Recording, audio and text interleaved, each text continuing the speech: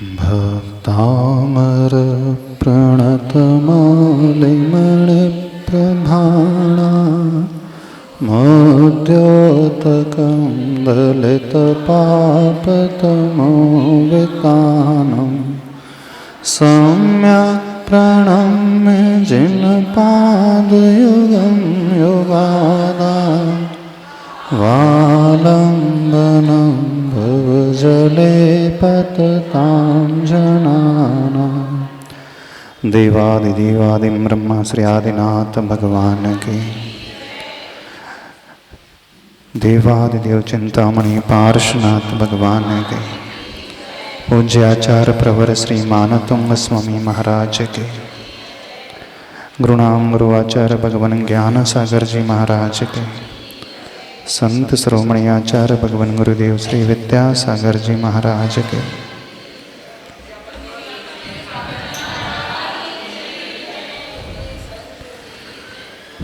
श्लोक नंबर 13 हो गया था, अर्थ पूरा हो गया था, अंतिम 2 पंक्तियां बाकी थी। वक्त्रं क्वते सुरनरो रगनेत्रहारी निःशेष निर्जित जगत्त्रितयोपमानं बिम्बं कलङ्कमलिनं क्वनिशाकरस्य यदुवासरे भवति पाण्डुपलाशकल्पम्। हे प्रभु, आपका मुख कहाँ कैसा अद्भुत है, जो देखता है तो देखते ही रह जाता है, उसके नेत्रों का हरण हो जाता है। कल हम लोगों ने चर्चा की थी, अपने भीतर वो भाव लाएं जिससे हमारे नेत्र प्रभु के दर्शन के समय वहीं रुके रहे, टिके रहे। ये एक पक्ष था। अब दूसरे पक्ष से इसे समझने की कोशिश कर लो। जब हमारे भीतर इतनी विशुद्धि पैदा हो जाती है तो हम ऐसे परिणाम पैदा कर लेते हैं, लेकिन जिसे हम देख रहे हैं इस श्लोक में मुख्यतः उस व्यक्तित्व की विशेषता बताई जा रही है, प्रभु के रूप और प्रभु के स्वरूप की विशेषता।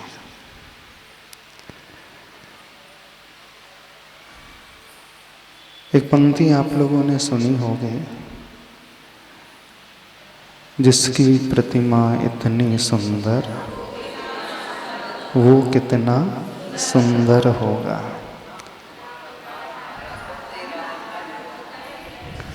क्या है इसके बाद?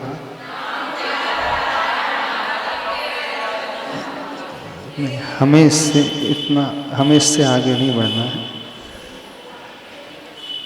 अब हमें प्रभु की विशेषता समझना है।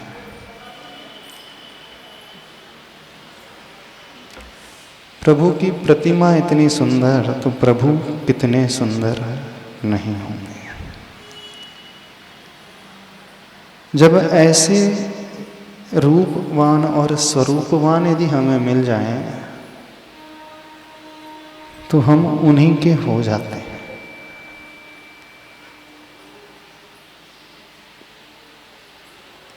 उन्हीं के चरणों में समर्पित हो जाते हैं। उनसे दृष्टि कहीं और दूर जाती ही नहीं। अभी तो न जाने कितने बार दृष्टि प्रभु मुख से हटती होगी। कितने बार हटती होगी? मंदिर में जब आप रहते हो उतने ही टाइम पीरियड में कितनी बार आप डिस्ट्रैक्ट हो जाते हो। डिस्ट्रैक्शन हो जाता है। किससे डिस्ट्रैक्शन हो जाता है? कौन से कारणों से डिस्ट्रैक्ट हो जाते हैं? आजू बाजू वाले लोगों से, जो आता है उनकी बातों से, इधर उधर देखने लगते हैं। हम डिस्ट्रैक्ट हो रहे हैं, इसका अर्थ है अभी उतने अच्छे से उन्हें चाह नहीं रहे। जब कोई बिजनेसमैन बिजनेस करता है, व्यापार करता है, कस्टमर आ जाता है तो बहुत डिस्ट्रैक्ट क्यों नहीं होता? एक छोटा सा एग्जांपल देते हैं। मान लीजिए आप रेलवे प्लेटफॉर्म में खड़े हैं और आपको 10 के सिक्के की गिरने की आवाज़ सुनाई दे दे, और उसी प्लेटफॉर्म में बहुत रश है, भीड़ है, और आजू बाजू ट्रेन आ रही हैं, ट्रेन का सायरन बज रहा है और प्लेटफॉर्म में अनाउंसमेंट चल रहा है, लोग आपस में बात कर रहे हैं। कितने सारे डिस्ट्रैक्शन के पॉइंट्स रहते हैं प्लेटफॉर्म में। सराउंडिंग जो रहती है भीड़ वाली, ट्रेन का सायरन, अनाउंसमेंट चल रहा है। अब उस भीड़ वाले स्थान में 10 का सिक्का गिर जाए तो उसकी धुन सुनाई आ जाती? आ जाती? आ जाती? मन इधर उधर से हट कर के कहाँ गिरा है? यानी इतने सारे डिस्ट्रैक्शन के पॉइंट्स होते हुए भी इतनी कम ध्वनि कैसे सुन लेता है व्यक्ति? कभी सोचा आपने? जबकि वो आवाज तो आनी ही नहीं चाहिए थी, फिर भी आ जाती है। क्यों? हाँ, उसके प्रति जो अट्रैक्शन है ना, पैसे के प्रति जो अट्रैक्शन का भाव है, तो इतने सारे डिस्ट्रैक्शंस के पॉइंट होने के पश्चात भी व्यक्ति डिस्ट्रैक्ट नहीं हो रहा है, बल्कि वहां खोज लेता है। और अपन तर्क देते हैं, आजू बाजू में कोई आकर के बैठ जाता है, कोई आ जाता है, कोई बातें करने लगता है, तो हम डिस्ट्रैक्ट हो जाते हैं। अब ये बात बताओ, वहां कैसे वो आवाज आ जाती है 10 के सिक्के की, 10 के कॉइन की? वो तो इतना छोटा सा कॉइन है, और इतनी कोलाहल वाले वातावरण में उसका वॉल्यूम कितना रहता हुआ है, जो जमीन पे गिर रहा है बहुत तेज तो नहीं रहता। अब मंदिर में इतनी बड़ी प्रभु हैं, इतनी बड़ी प्रतिमा है, इतनी सुंदर प्रतिमा है, कंपैरिजन करते जाना। वहां पे आपको पता नहीं था कि सिक्का गिरने वाला है, समझना, ऑल ऑफ सडन गिरता है। प्रिपेयर आप नहीं थे कि सिक्का गिर सकता है, उसकी आवाज आ सकती है। तो वहां पे बिना प्रिपरेशन के सडनली कुछ होता है, इतनी कम ध्वनि भी सुनाई दे जाती है। और यहाँ पे आप ऑलरेडी किस क्रिया में एंगेज थे? प्रभु को देख रहे थे, प्रभु के दर्शन कर रहे थे। सिक्का इतना सा, प्रभु की प्रतिमा इतनी विशाल, ऐसे ही है ना। आप ऑलरेडी उस एक्टिविटी में इंडल्ज थे, उसी में लगे हुए थे, उस क्रिया को कर रहे थे। अब जिसमें हम लगे हुए हैं, प्रभु का रूप इतना विशाल है, फिर मन इधर उधर क्यों डिस्ट्रैक्ट हो रहा है? प्रभु से हट कर के क्यों दूसरे पर टिकता है? कई बार तो बिना डिस्ट्रैक्शन के हम चला करके देखने लगते हैं। एक पॉइंट ऑफ व्यू क्या हुआ कि वो विघ्न बाधा करने वाले आ गए थे, इस कारण हमारी आंखें चल गई, प्रभु से हट करके दूसरों पर टिक गए। अब दूसरा पॉइंट ऑफ व्यू क्या है, अब किसी ने कोई डिस्ट्रैक्ट नहीं किया, मान लीजिए आप अकेले मंदिर में हैं अथवा 2-4 लोग हैं और सब जाप दे रहे हैं, कोई जोर से लाउडली पढ़ भी नहीं, अब तो कोई डिस्टर्ब करने वाला नहीं, कोई भीड़ भी नहीं आ रही है, माइक से बोलना, कोई भीड़ भी नहीं आ रही है, लोग भी नहीं आ रहे हैं, आवाज भी नहीं हो रही है, और थोड़ी सी आपको आहट सी होती है, आवाज की भी नहीं, लगा कि कुछ साइड में कुछ शैडो से दिख रही है। अकेले रहते हैं जब मंदिर में, हाँ। तो घर में जो होता है उसके संस्कार भी आते हैं साथ में, हाँ। तो मन क्यों डिस्ट्रैक्ट हो जाता है?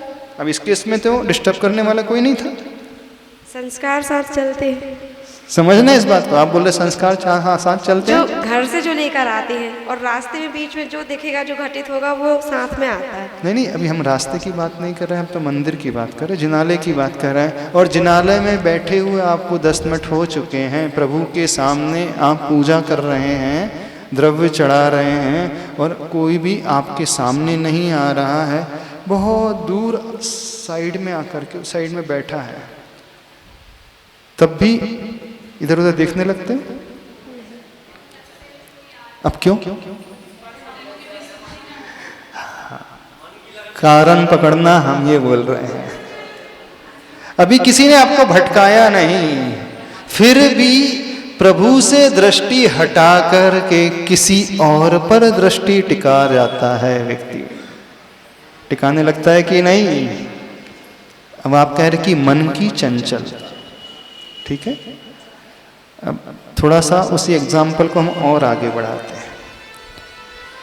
जहां आप पूजा कर रहे हैं, आपने हीरे की अंगूठी पहन करके रखी थी, थोड़ी सी आपको कंफर्ट नहीं फील हो रही थी, पसीना सा आ रहा था, तो आपने क्या किया, इसको रख दो यहाँ सामने और अब पूजा शुरू कर दें, ठीक है।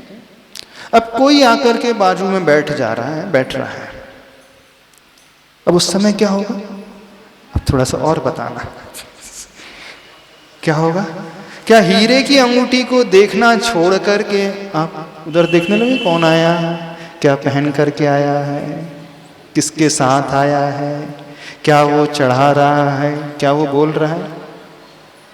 अब बताना, मन तो आप ही का है, मन वही है, और परिस्थिति भी बिल्कुल अब अनफेवरेबल नहीं है, कोई भीड़ नहीं आ रही, कोई आवाज नहीं आ रही, कोई लोग कुछ कह नहीं रहे, सिर्फ एक व्यक्ति आया अथवा 2 व्यक्ति आए, और वो भी शांति से आकर के बैठ गए, फिर भी दृष्टि प्रभु से हट करके वहां पर क्यों टिक जाती है? अथवा हीरे की अंगूठी को छोड़ करके आपकी दृष्टि उन व्यक्तियों पर जाएगी? नहीं जाएगी। आप तो लगातार ध्यान से देखते रहो, बहुत कीमती अंगूठी है, और सोने की, प्लेटिनम में, गोल्ड में भी नहीं, वाइट गोल्ड जो होता है प्लेटिनम में, और बहुत कॉस्टली है, करोड़ की कीमत है सपोज उसकी, आपकी वेडिंग रिंग में मान लो, और करोड़ की कीमत वाली है, और आपके सामने रखी है, अब तो हट करके नहीं जाएगी। इसका क्या अर्थ हुआ? उस हीरे की अंगूठी को आपने बहुत वैल्यूएबल माना था, इसलिए दृष्टि हीरे से हट करके अन्य लोगों पर भी नहीं जा रही, लेकिन प्रभु से हट करके दृष्टि अन्य लोगों पर जा रही है। अब थोड़ा सा और मॉडिफाई कर दो उस एग्जाम्पल को। अब बेंटेक्स की अंगूठी थी, है ना, पसीना उसमें भी आ रहा था, अब आपने निकाल करके सामने रख दिया, पूजा कर रहे हैं, अब लोग आ रहे हैं, तो बेंटेक्स की अंगूठी से दृष्टि हट जाएगी? हट जाएगी, हट जाएगी ना। अब ध्यान पूर्वक देखते नहीं तो नहीं लोग आधे घंटे तक अंगूठी रखी है कि नहीं, करोड़ वाली अंगूठी को तो देखते रहोगे, है कि नहीं, है कि नहीं, है कि नहीं, और बेंटेक्स की अंगूठी में ध्यान अब ज्यादा नहीं जाएगा। बात समझ में आ रही? नहीं समझ में आ रही? तो जैसे हीरे की अंगूठी यदि सम्मुख हो और भीड़ भी आ जाए तो भी आंखें इधर उधर नहीं चलती है। और बेंटेक्स की अंगूठी हो और भीड़ न भी आए तो भी आंखें चलने लगती है। क्यों? क्योंकि हीरे की कीमत हमने बहुत आंकी है। हमारे माइंड में क्या फीड है? बहुत महंगी है। और बेंटेक्स की अंगूठी की कोई कीमत नहीं है। अच्छा, आप अपने भगवान की कीमत कितनी आंकते हैं? अब बताना पड़ता है, आपकी दृष्टि में आपके भगवान की कीमत कितनी है? सबका मन चंचल हो जाता है। भगवान को देख रहे थे, भगवान की ही पूजा कर रहे थे, अब भगवान से दृष्टि हटा करके उधर उधर देखने लगे और देखते ही नहीं हो, घूरने भी लगते। एक होता है दिख जाना और एक होता है देखना और एक होता है घूरना। क्या अंतर है तीनों में? आप बैठे हैं, सामने से कोई निकल गया, चला गया, वो दिख गया, उसमें कोई प्रॉब्लम नहीं होता है। अब सामने से नहीं आया है, थोड़ी दूर, अब आप देखने लगे कौन आया है, ये देखना हुआ। और देख करके बार बार नहीं, बार बार में तो फ्रीक्वेंसी टूट रही है।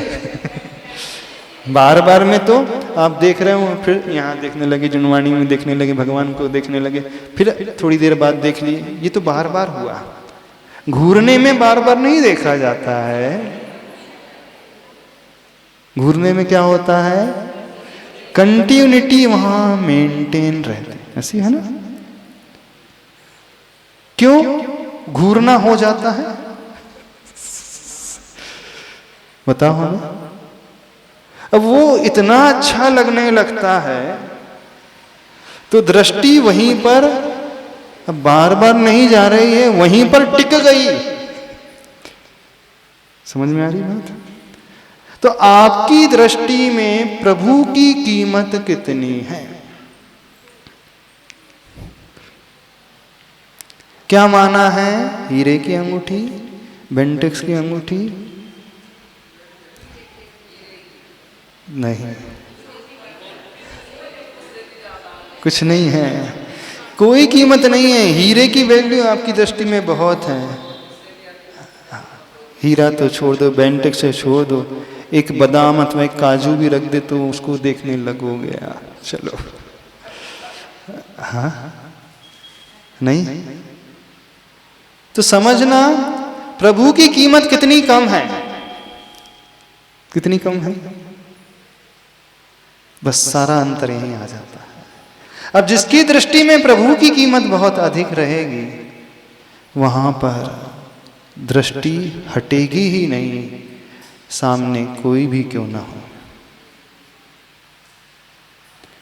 कौन आ रहा है, कौन जा रहा है, कौन क्या कर रहा है, कोई फर्क नहीं पड़ेगा, किसी से कोई प्रयोजन ही नहीं। आचार्य भगवान लिख रहे हैं, वक्त्रम क्वते सुर नर उरग नेत्र हारी। आपका मुख कहाँ? सुर नर और उरग, नागेंद्र, धर्मेंद्र, देवेंद्र, राजेंद्र, देवों का इंद्र देवेंद्र, राजा का इंद्र चक्रवर्ती देवेंद्र और नागों का इंद्र नागेंद्र। उनके नेत्र तो हर रहे हैं, हरण हो रहा है, लेकिन आज के भक्तों के नेत्र में प्रभु रुक ही नहीं रहे। नहीं रुक रहे ना? रुकते हैं? नहीं रुकते किसी के। आपकी दृष्टि में वो अंगूठी बेंटेक्स की ज्यादा वैल्यूएबल है, भगवान की कीमत बहुत कम है। सबकी दृष्टि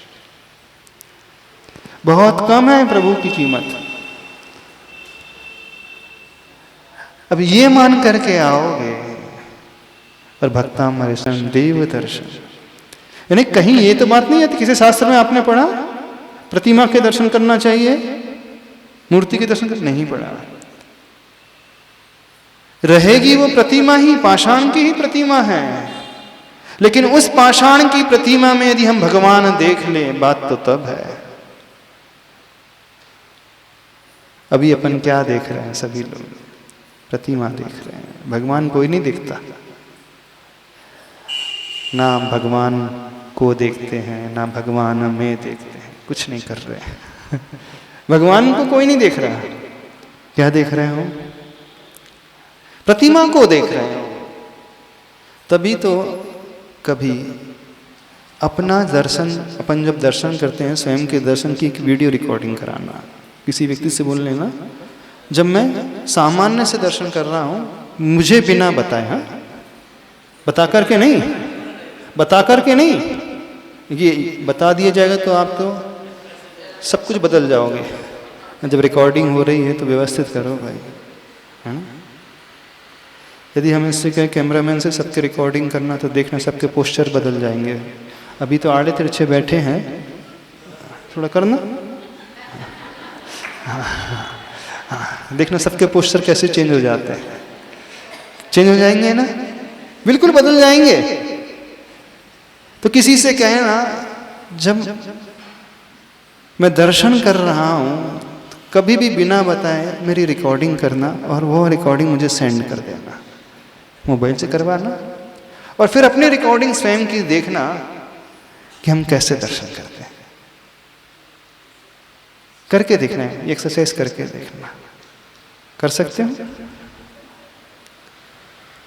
स्वयं को हंसी आने लगेगी अपने आप को देख करके। बिल्कुल, अरे ऐसे दर्शन करता हूं मैं, मुझे तो पता ही नहीं चला कभी। क्या करते हैं? फॉर्मेलिटी करते हैं, औपचारिकता का पालन करते हैं, इससे ज्यादा कुछ नहीं करता व्यक्ति। यदि साक्षात समोसरण में ये पार्श्वनाथ आदिनाथ बैठे हों, क्या तब भी आपका दर्शन वैसा ही रहेगा जैसा अभी रहता है? बताओ हमें। इसी ढंग से होगा दर्शन, इसी ढंग से विधि होगी, कि कुछ परिवर्तन हो जाएगा? बताना। परिवर्तन हो जाएगा कि एज इट इज, जैसा डेली रूटीन था वैसे ही परिवर्तन हो जाएगा? क्यों परिवर्तन हो जाएगा? माइंड में क्या बैठा है? साक्षात प्रभु बैठे हैं, प्रभु हमें देख रहे हैं। जब प्रभु देखते हैं तो व्यवस्थित व्यक्ति अच्छा हो ही जाता है, उसका तरीका। अभी माइंड में क्या है? मूर्ति थोड़ी देखती है, प्रतिमा थोड़ी देख रही है आप क्या कर रहे हो क्या नहीं कर रहे हो। वो तो जड़ है, उसकी तो पोस्चर, उसका पोस्चर एक ही जैसा रहता है।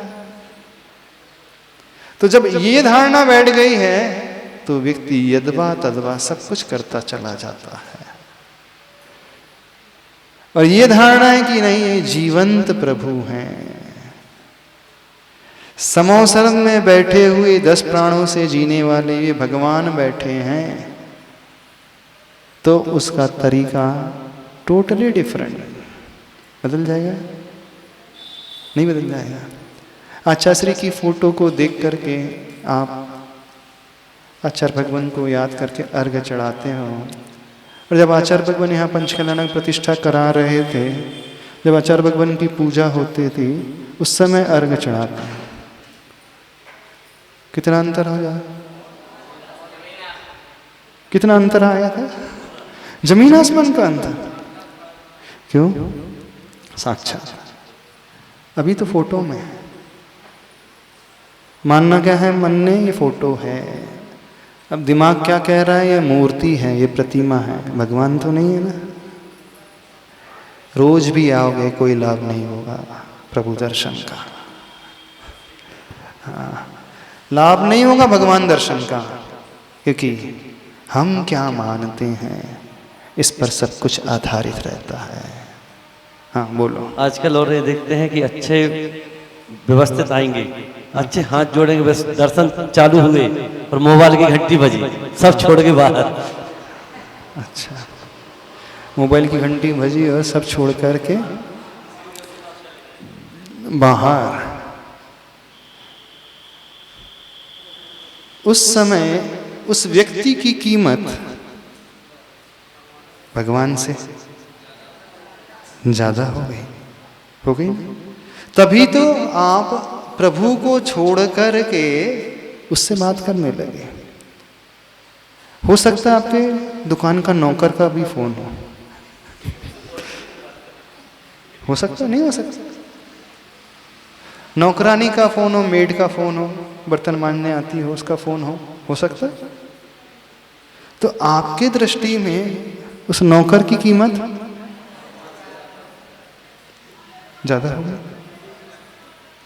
किससे ज्यादा हो गई? भगवान से ज्यादा हो गई। क्या समझ कर रखा है भगवान को आप लोगों ने? नौकर से भी गया भी था, नहीं समझ कर। निष्कर्ष तो ये निकल रहा है क्या? भले कहो नहीं, लेकिन अंदर क्या समझा है?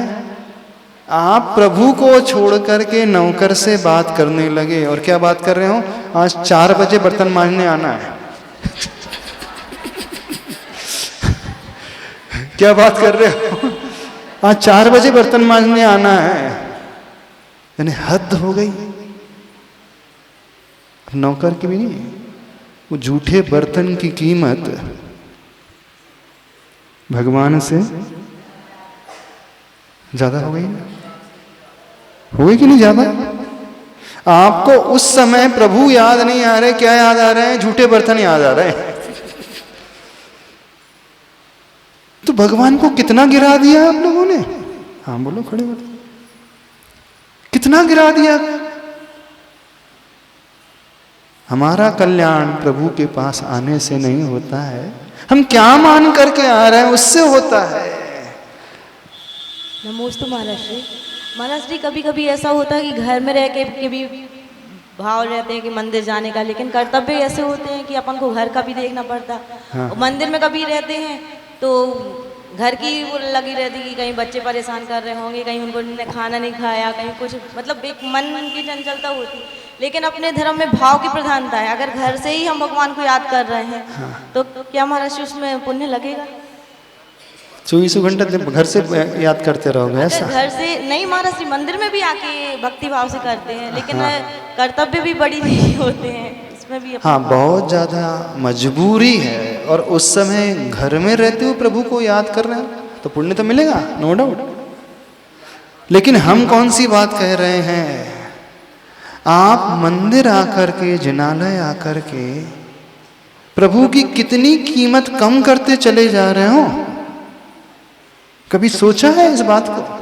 यानी आपकी दृष्टि में उन झूठे बर्तनों की कीमत अधिक है, उस नौकर नौकरानी की कीमत अधिक है, और 3 लोग के नाथ की क्या कीमत, क्या दशा बना करके रखी है?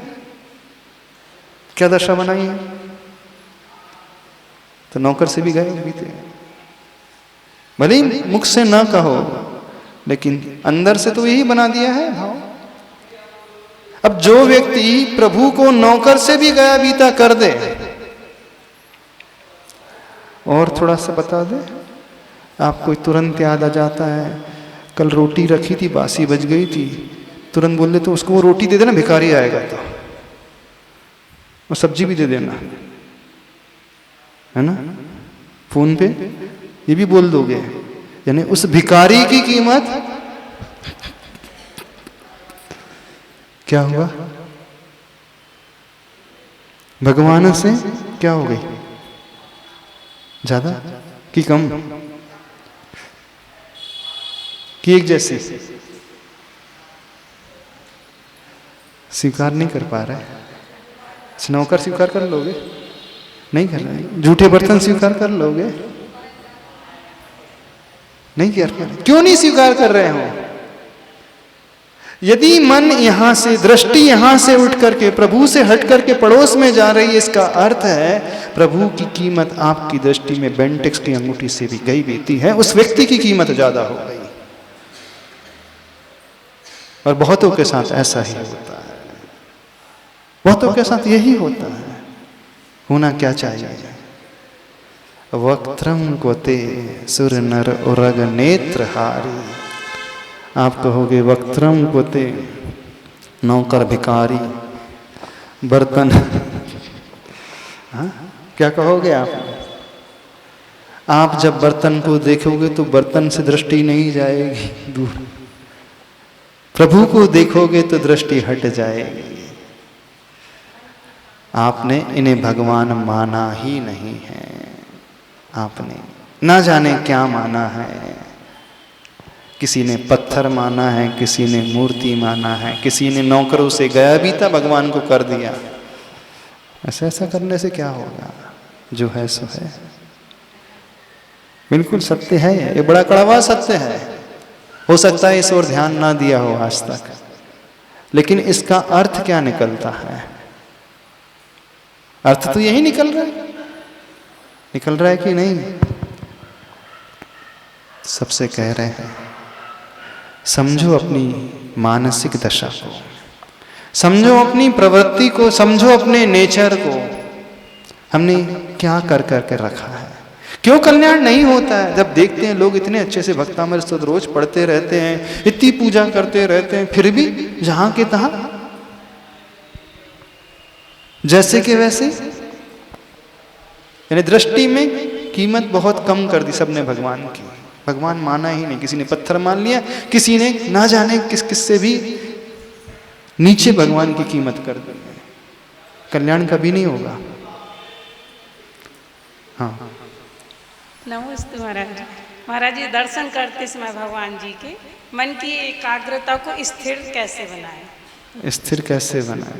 ताकि मन इधर उधर ना भटके। स्थिरता कैसे लाए दर्शन करते समय?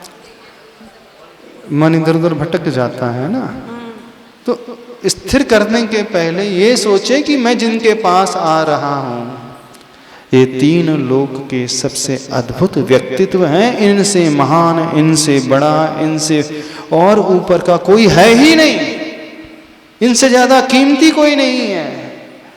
इस धारणा को पहले अपने हृदय में लाना सीखे। और ये धारणा यदि गहरी बैठ गई, आप चाह करके भी अपनी दृष्टि इनसे हटा नहीं पाओगे,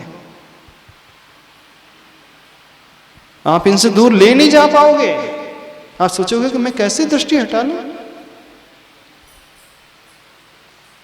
नहीं, पहले हम वैल्यूएशन करना सीखे प्रभु का, उनकी कीमत आंकना सीखे, धारणा में क्या माना है। उसके बिना संभव नहीं होगा। उसके बिना सब क्रियाएं चलते चले जाएंगे ऊपर ऊपर की, उससे कुछ प्राप्त होने वाला नहीं है ज्यादा। यदि लाभ चाहते हैं तो अपनी मानसिकता को बदलें। ये सोचें कि मैं पत्थर की मूर्ति के पास नहीं आ रहा हूँ, प्रतिमा के पास नहीं आ रहा हूँ, मैं साक्षात भगवान के पास आ रहा हूँ, ऐसे प्रभु के पास आ रहा हूँ जो साक्षात समाचरण में बैठे हुए हैं, उनके दर्शन करने के लिए आ रहा हूँ। नमोस्तु महाराज जी। महाराज जी, जो ये नियम होते हैं कि हम 2 पूजा करते हैं, हम शिखर जी के अर्घ चढ़ाते हैं, हम ऐसा करते हैं, हम रोज तत्वार्थ सूत्र पढ़ते हैं, हम रोज सहस्रनाम पढ़ते हैं, लगना उनको मंदिर में 1.5-2 घंटा ही है, लेकिन खाना पूर्ति के लिए उंगली चलाना फटाफट फटाफट सब पढ़ लूँ मैं। ये उचित है कि उन नियमों से पुण्य बंद होता है कि हम तत्वार्थ सूत्र रोज पढ़ते हैं, कि कोई भी एक सूत्र का नियम ले लें कि हम कोई भी एक स्त्रोत रोज पढ़ेंगे, भले वो नरेंद्रम पढ़ेंद्रम पढ़े, उसको भक्ति भाव से पढ़े, तो उसे ज्यादा पुण्य मिलेगा या तत्वार्थ सूत्र सहस्रनाम का रोज पाठ करने वालों को? तोता भी रोज पाठ कर सकता है, जो उसे सिखाया जाए। नमोकार मंत्र, पार्श्वनाथ स्तोत्र, आदिनाथ स्तोत्र, भक्तामर स्तोत्र रोज पाठ पढ़ सकता है, लेकिन उससे कुछ लाभ नहीं होता है। गिनती थोड़ी पूरी करना है, विशुद्धि को लाना है, भावों को लाना है, और वो भाव आएंगे धारणा के बदलने से। और धारणा क्या है कि हे भगवान है, मूर्ति नहीं है, सबसे कीमती है। तो ये धारणा आ गई तो ऑटोमेटिकली हमारी हर प्रोसेस समीचीन होते चले जाएगी। मूल कारण ये है। महाराज श्री, जैसे भक्ति में समय का प्रतिबंध होना चाहिए, ये पढ़े वो पढ़े, इसका प्रतिबंध ना हो कि मुझे ऐसा लगता है, ये उचित है या नहीं है। भक्ति में ना संख्या का प्रतिबंध होना चाहिए, ना ही समय का प्रतिबंध। महाराज जी, हमारे ऊपर एक प्रतिबंध लगाने के लिए कि हम 1 घंटा मंदिर में आए, हाँ। लेकिन उसमें जो पढ़े भगवान को देखे, हम कह रहे 1 घंटा बैठ के। भक्ति में तो डूबना होता है। और जब व्यक्ति डूबता है तो उसका मन लगता है, और जब मन लग जाता है तो वह समय को भी भूल जाता है। सही यदि पूछो तो अब ये समय की बात कब आ जाती है? व्यक्ति यदि इससे ना बंधे तो वो भी छोड़ देगा। हाँ महाराज जी, ये हाँ? पॉइंट यही है। कम से कम उसने ये नियम लिया कि 1 घंटा 2 घंटा देना है, तो कम से कम वो 2 घंटे रहेगा तो मंदिर है। यदि उससे कहा जाए जब तक मन लगे तब तक रहना है, तो बोलता मेरा मन तो 2 मिनट लगता है, उससे ज़्यादा फिर लगता उसको ही नहीं घर की है। जिम्मेदारियां जल्दी नजर हाँ, तो आएंगी, मुझे टाइम हो गया। 2 मिनट्स के बाद मुझे तो भागना है। तो उस केस को यदि हम सामने रखें तो उसके लिए समय से बंधना बहुत अच्छा है कि 2 मिनट नहीं, वो 2 घंटा मंदिर में दे रहा है। अब डेली 2 घंटे देने की उसकी आदत पड़ चुकी है। अब उससे ये सोचना चाहिए जब मैं डेली 2 घंटे देता ही हूँ तो क्यों मैं संख्या से बंधूं? अब मुझे विशुद्धि से बंधना है, अब मुझे भावों से बंधना है, अब मुझे अपनी धारणा को परिवर्तित करना है, अब मुझे प्रभु को देखना है, प्रभु का गुणगान करना है, प्रभु के गुणों को चाहना है, प्रभु के उस स्वरूप को चाहना है। ये भावना उसे आना चाहिए। जो कुछ नहीं करता उसके लिए समय का प्रतिबंध, जब वो करने लगे तो नहीं। देखना एक बहुत अच्छा संस्मरण सुनाते हैं। जब हम लोगों की दीक्षा हुई थी तो दीक्षा के पश्चात आचार्य भगवान सभी नए नए मुनि महाराजों को सब समझाते हैं कैसे चर्या का पालन होता है, कैसे आवश्यकों का पालन होता है, सामायिक किस प्रकार से की जानी चाहिए। तो सामायिक के भेद में आता है उत्तम, मध्यम, जघन्य, 3 प्रकार से। यानी उत्तम सामायिक जो होती है, उत्कृष्ट सामायिक 2 घंटे 24 मिनट की है। फिर मध्यम 96 मिनट्स की, और जघन्य जो होती है 48 मिनट्स की, 48 मिनट की। तो इस जघन्य, उत्कृष्ट, मध्यम, जघन्य 3 भेद होते हैं। अब जिसकी कोई आदत नहीं है, जिसे सामायिक का अभ्यास नहीं होता है, तो उससे कहते हैं कि आप थोड़ा सा अपने मन को लगाने के लिए कम से कम ये संकल्प लेना है कि घड़ी में 48 से 50 मिनट तो होना ही चाहिए, शुरुआत की दशा। अब फिर उसके पश्चात अब जब हमारी आदत पड़ने लगे कि 50 मिनट के काल में लगभग 5 नमोकार मंत्र की माला हो जाती है, तो फिर थोड़े दिनों के पश्चात अब घड़ी की ओर दृष्टि नहीं करना। स्तोत्र पढ़ोगे, श्लोक पढ़ोगे, क्या फल मिलेगा आपको बताओ? पढ़ने से फल नहीं मिलता है। क्या मानकर के आप पढ़ते हो उससे फल मिलता है। क्या मानकर के आप प्रभु को देखते हो, क्या मानकर के आपने उन्हें स्वीकारा। हीरे की अंगूठी माना, भगवान तो अनमोल होते हैं ना, उनका मोल है कोई? अरे हीरा उसके आगे कुछ नहीं है। वो चक्रवर्ती, वो सौधर्म इंद्र के मुकुट में लगने वाली मणियां की भी कोई कीमत नहीं होती है। लेकिन हर एक की दृष्टि में भगवान की कीमत बहुत कम है। ये कड़वा सत्य है, बहुत कड़वा सत्य है। बहुत कम कीमत सबने आकी है। तभी तो मन डिस्ट्रैक्ट हो जाता है, बिना कोई डिस्ट्रैक्शन उपस्थित हुए भी हो जाता है। वो तो कथनचित हम समझ सकते हैं, कोई बहुत जोर जोर से चिल्लाने लगे, बहुत जोर जोर से बोलने लगे, सामने ही आकर के बैठ जाए, तब तो समझा जा सकता है कि वो डिस्टर्ब कर रहा है। लेकिन जब कोई नहीं है तब क्यों हो रहा है ऐसा? तब भी हो जाता है, क्या मतलब है इसका? भगवान को भी पहचाना ही नहीं हमने। आचार्य महानंद स्वामी जी ने तो भगवान को बहुत कुछ माना, अनमोल माना, लेकिन दुनिया क्या मान रही है?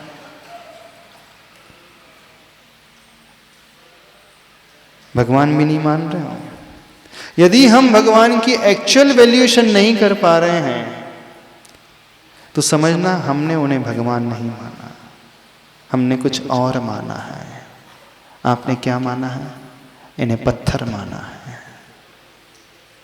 सत्य यही है, इन्हें पत्थर माना है। और जो भगवान मानेगा उसकी दृष्टि हटेगी ही नहीं। तूफान भी आ जाए, आंधी भी आ जाए, उसे कोई फर्क नहीं पड़ेगा। सही रूप से दर्शन तो ऐसे होते हैं। कहते अवश्य है कि भगवान है, कहने में और मान्यता में जमीन आसमान का अंतर होता है। अभी सबका परसेप्शन जो है अलग ही है, सबकी मान्यता जो है अलग ही है। कथन में भले ही भगवान की बात है, लेकिन परसेप्शन में, मान्यता में भगवान नहीं है। यदि मान्यता में भगवान आ जाए तो यह असंभव हो जाए। साक्षात यदि आदिनाथ भगवान बैठे हो, पार्श्वनाथ भगवान बैठे हो, अथवा हम भगवान के समोसरण में बैठे हो,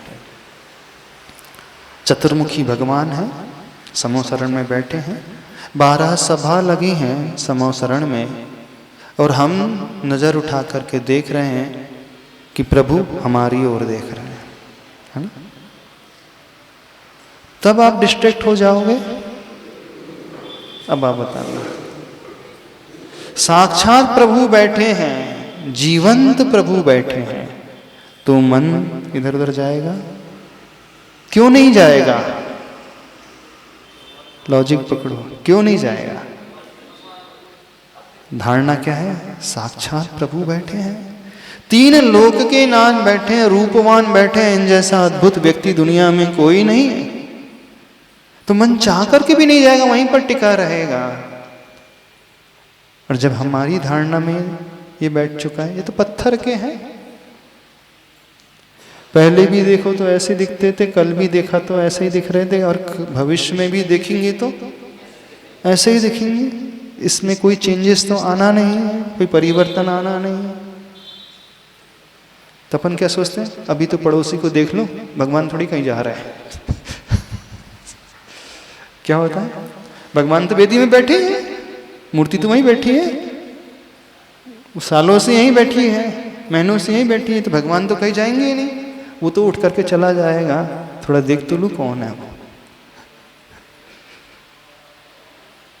ऐसी है ना मानसिकता। क्या है? भगवान कहीं जाने वाले हैं? भगवान नहीं है, मूर्ति कहीं नहीं जाने वाली है। मूर्ति पहले भी थी, बाद में भी रहेगी, लेकिन वो व्यक्ति तो चला जाएगा ना। माइक से बोलना, थोड़ा जो भी बोलना है। अब देखना, 12 सभा में यदि हम बैठे हैं, सामने तीर्थंकर प्रभु विराजमान है,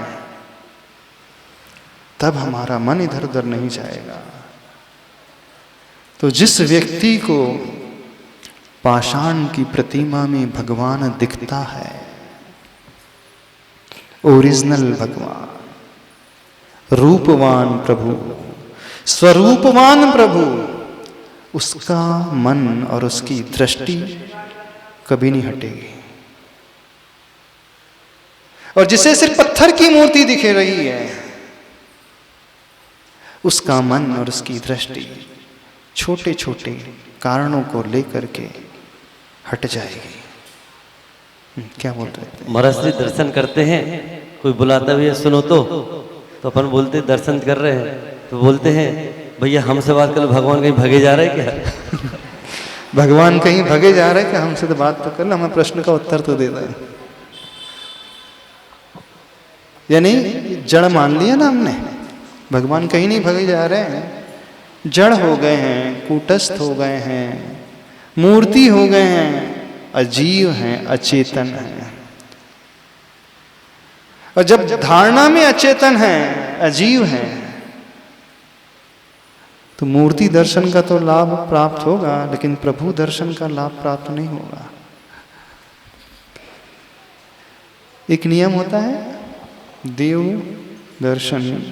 एक दिन हमने कहा था ना, देव के दर्शन नहीं, देव में दर्शन। आगम में ये क्यों नहीं लिखा है कि प्रतिमा दर्शन का नियम? हाँ, मूर्ति दर्शन का नियम ले लो। जिनवाणी में 6 आवश्यकों में श्रावकों के हैं। ये क्यों नहीं लिखा कि रोज मूर्ति के दर्शन करना चाहिए, रोज प्रतिमा के दर्शन करना चाहिए? क्या लिखा है? हमें 5 नमोकार मंत्र की माला फेरना है। फिर उसके पश्चात क्या करना है? अब जब जब सामायिक करने बैठे तो घड़ी को सामने नहीं, घड़ी का मुख उल्टा कर दें। क्या करना है? घड़ी का मुख उल्टा करें और अब पंच परमेष्टि के स्मरण में, आत्मा के ध्यान में डूब जाना है। समझ में आ रही है बात? यदि घड़ी सामने है तो आप लोग सामायिक करते हो, अभी तो 32 मिनट हुए हैं, चलो नमोरियम नमो सिद्धार्थ, फिर आदि माला अभी कितनी देर हुई? अभी तो 40 ही हुए मिनट। फिर एक माला शुरू कर दी, फिर अभी 45 मिनट हुए, अभी 3 मिनट और बाकी, और पढ़ो। तो वो सामायिक चल रही है कि घड़ी के कांटे दिख रहे हैं? है ना? जो समय से बंधता है उसे घड़ी बार बार दिखती है। किसी ने कहा था कि बार बार देखने की इच्छा हो जाती है। जितने बार आप भगवान को नहीं देखते उतने बार तो घड़ी को देख लेते होंगे, है ना? नहीं देख लेते? मंदिर में जितने बार प्रभु को नहीं देखते उतने बार दृष्टि घड़ी की ओर, मोबाइल घड़ी की ओर चली जाती है। चली जाती है कि नहीं? तो ये घड़ी का प्रतिबंध, समय का प्रतिबंध उनके लिए जो कुछ नहीं कर सकते प्रारंभिक अवस्था में, इनिशियल स्टेज में। फिर लेटर स्टेज में आचार्य भगवान कहते नहीं, अब उस घड़ी से ऊपर उठो, अब घड़ी को पलट करके रख देना। जब तक सामायिक चल रही है घड़ी की ओर दृष्टि ही नहीं जाना चाहिए। नहीं है तो वो सामायिक नहीं, वो तो एक समय की काउंटिंग हो जाएगी। और बहुत सारे लोग सामायिक में काउंटिंग करते हैं, कुछ लोग समय की काउंटिंग करते हैं, कुछ लोग मंत्र की काउंटिंग करते हैं, कुछ लोग माला की काउंटिंग करते हैं। वो गिनती में उलझ कर रह जाते हैं। जो निष्णात हो जाता है, एक्सपर्ट हो जाता है, फिर इस काउंटिंग से ऊपर उठ जाता है। तो उनके लिए फिर सामायिक की विधि कैसी? उनके लिए आगम में आता है, जब तक उसमें मन लगता चला जाए। मूर्धरू मुष्टि वासो रत्नकरंडक श्रावकाचार में आचार्य समंत भद्र स्वामी जी कहते हैं, जब तक आपका मन लगे, जब तक मुट्ठी बंदी हो, जब तक आपका आसन लगा हो, अथवा जो ब्रह्मचारी होते हैं जब तक उनकी चोटी की गांठ बंधी रहे, तब तक वो सामायिक करते चले जाएं। ये सामायिक की विधि होती है। तो सामायिक की विधि में न घड़ी के कांटे नजर आए, न ही कोई काउंटिंग आए, गिनती से भी ऊपर उठना होता है। 108 बार हो गई कि नहीं, इसकी भी चिंता नहीं। अच्छा सी ने हायकू लिखा है, सामायिक में कुछ न करने की स्थिति होती है, अथवा दिशा आसन। हाँ, एक और हायकू लिखा है, दिशा आसन स्थान समय इन्हें भूलते ध्याने। जब वो ध्यान में डूबते हैं तो वो यह भी भूल जाते हैं कि मैं किस दिशा में मुख करके बैठा हूँ, मैं किस आसन में बैठ कर के ध्यान कर रहा हूँ, सामायिक कर रहा हूँ, मैं कौन से स्थान में बैठ कर के ध्यान कर रहा हूँ और कितना मुझे समय हो गया है, इसका भी भान उन्हें नहीं होता है। ये ऊपर की स्टेज वाली बात है। समझ में आ रहा है? ऊपर की स्टेज मतलब जहाँ भावों की विशुद्धि इतनी बढ़ती चले जाए। पर एक दुख होता है, अधिकांश लोग बहुत निचले स्तर पर ही जीवन भर रहते हैं और वह समय से बंध जाते हैं। आप लोग पाप जो करते हो गिन करके करते हो, समय से बंद करके करते हो। हाँ, परिग्रह जोड़ते हो सीमा से बंद करके जोड़ते हो। पैसा जोड़ते हो इतना ही कमाना, इससे ज़्यादा नहीं कमाना। हाँ, प्रॉपर्टी है, एक ही मकान है, उससे ज़्यादा नहीं। कपड़े खरीदते हो, कपड़े जोड़ते हो तो उसका परिमाण है। हाँ, हिंसा करने का कोई परिमाण नहीं, कोई सीमा नहीं, झूठ बोलने की कोई सीमा नहीं, परिग्रह की कोई सीमा नहीं, विषय भोगों की कोई सीमा नहीं, कोई समय से का प्रतिबंध नहीं। सारे लोगों ने समय का प्रतिबंध कहाँ लगा दिया? मंदिर में। माला की संख्या से बंध गए, पूजा की संख्या से बंध गए, समय की सीमा से बंध गए। तो जैसे पाप की कोई सीमा नहीं होती है, ऐसे ही धर्म की भी कोई सीमा नहीं होना चाहिए। तो भक्ति कैसी करनी चाहिए?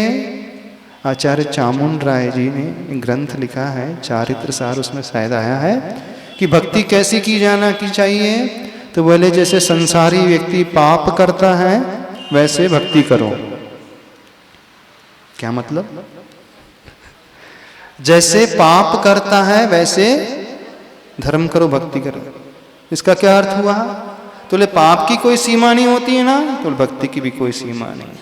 पाप जब वो करता है, विषय जब भोग करता है, तो वो मजबूरी में करता है? बिल्कुल नहीं, डूब करके करता है। लेकिन धर्म मजबूरी में करता है, भक्ति मजबूरी में करता है। तो भक्ति कैसी होना चाहिए? जैसा पाप। बड़ा सिंपल सा उन्होंने सूत्र दिया है। आप कैसे करते हो? नहीं, भक्ति तो हम सीमा से बंद करके, पूजा की संख्या से बंद कर। क्या समझ में आया? कोई समझ में आया कि नहीं आया? घर का काम न ज़्यादा करना पड़े, इस बहाने से अधिक देर तक मंदिर में रहना, क्या ऐसे भक्ति या धर्म का रूप कहेंगे? मायाचारी। नहीं, जगह तो अच्छी चुनी उसने, लेकिन उसका उद्देश्य प्रभु के पास रुकना नहीं है, काम चोरी करना। हाँ, पर जब तक वो मंदिर में अधिक समय तक रहेगा तो पापों से बचा रहेगा और तत्संबंधी पुण्य तो उसे मिलेगा। लेकिन वहां उद्देश्य प्रॉपर नहीं है। यहाँ उद्देश्य क्या है? काम ना करना पड़े। जब तक मैं घर पहुंचूं तो रोटी भी बन जाए, सब्जी भी बन जाए, घर का सारा काम जो है सिमट जाए, बस जाकर के मुझे थोड़ा सा काम ऊपर ऊपर का करना पड़े, ताकि नाम भी हो जाए कि मैंने काम किया और काम से भी मैं बच जाऊं। होता है कि नहीं? उद्देश्य पर आधारित है। उद्देश्य को संभालना सीखो, तब कुछ होता है कल्याण, अदरवाइज कुछ नहीं होता है। चलिए, भगवान जी की फोटो पूजनी है क्या? नहीं। पूजनी प्रतिमा होती है जब प्राण प्रतिष्ठा पंच कल्याणक हो जाते हैं, तो पूज्यता प्रतिमा में आती है, फोटो में नहीं आती है। पूज्यता वो प्रतीक मानी जाती है, तो उसकी फोटो की आरती नहीं उतारी जाती, न फोटो को रख करके पूजा की जाती है। वह फोटो इसलिए कि उसे देख करके हमारा भाव उन प्रभु तक पहुंच जाता है, इसलिए। तो कभी भी फोटो के आगे दीपक नहीं लगाया जाता। संध्याकालीन जो आरती करते हैं घर में, दिवाली किसने में कहा संध्याकालीन आरती घर में की जाती है? हमारे यहाँ दीपक जलाते हैं। दीपावली में आरती फोटो की नहीं होती है, वहाँ पे चिणवाणी रखी होती है। चिणवाणी को प्रमुख रूप से आधार बना करके फोटो प्रतीक स्वरूप रखी होती है। चलो, समय हो रहा है। हाँ, तो समझ में आया कि नहीं? वक्त्रम क्वते सुर नर उरग नेत्र हारी। तो भगवान की कीमत हीरे से भी ज्यादा है, बेंटेक्स से कम मत आको। नौकर चाकर झूठे बर्तन से कम मत करो। जिसकी दृष्टि में प्रभु की कीमत इतनी हो जाएगी, उसकी दृष्टि हटेगी ही नहीं और कहीं और टिकेगी नहीं। वो कहीं और घूर नहीं सकता प्रभु को छोड़ करके, कहीं और जा नहीं सकता भगवान को छोड़ करके। वो तो प्रभु को ही देखता रहेगा। एक नियम ले लो सभी लोग, सबको एक नियम दे दे। प्रभु दर्शन का नियम, मंदिर में प्रभु दर्शन का नियम।